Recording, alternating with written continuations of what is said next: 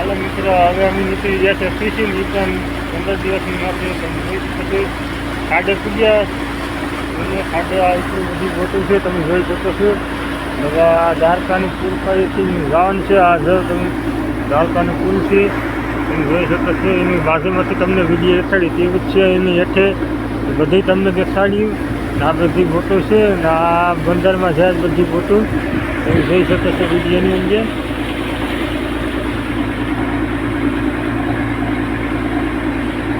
અમારી બોટ છે, અમારા માણસો છે બધા. આ બોટો છે તમે જોઈ શકો છો. તમને આ દેખાય દ્વારકા છે, દ્વારકાની પુલ છે. નીચેથી તમને દેખાડીએ તો નીચેથી એવું પુલ છે. કરતાં તમને બધીને જોઈ હોય પણ નીચે નહીં જોઈ એટલે નીચે તમને બતાવ્યું નીચેથી એવું પુલ છે હું છે બધું તમને દેખાડીએ વિડીયોની અંદર. વિડીયોને લાઈક સબસ્ક્રાઈબ કરી દેજો.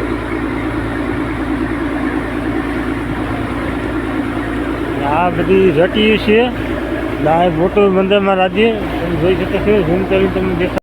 હાલો મિત્ર, આને કહેવાય ટાપુ છે. આ દરિયાની વસારે છે. અહીંથી અમારે ફિશિંગ જવાનું હોય તમે જોઈ શકો છો વિડીયોમાં.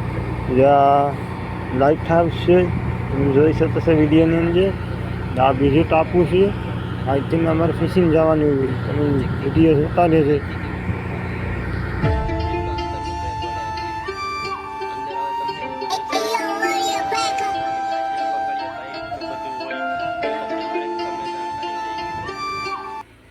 ગયા સામે દ્વારકાધીશ છે. અમારે નારિયેલ પહેલાં નારિયેલ ત્યાં ભાંગવા પડે દ્વારકાધીશે બારામાં ફિશિંગ નીકળવા ત્યાં. પછી બીજા આ સામે ખોડિયાલમાનું મંદિર છે. ખોડિયાલમાનું મંદિર ત્યાં ન્યાય નારિયેલ ભાંગવા પડે એ પછી અમે ફિશિંગ નીકળીએ જ. આ સામે છે એ ખોડિયાલમાનું મંદિર છે. અમારે બે જગ્યાએ પર નારિયેલ ભાંગવા પડે. બેટ દ્વારકા છે. હવે બીજું દ્વારકા હમણાં આવીએ ને ત્યાં પાછા અમે ન્યાય નારિયેલ ભાંગ્યું કેમ કે અમારે નારિયેલ ભાંગવા પડે. ત્યાં તો દરિયામાં કંઈ છે વાવડો જેવું છે નહીં, શાંત વાતાવરણ છે એટલે નજારો રેડી છે. પછી એક દીવા દાંડી આવ્યા છે, આ ટાપુ છે અહીંયા.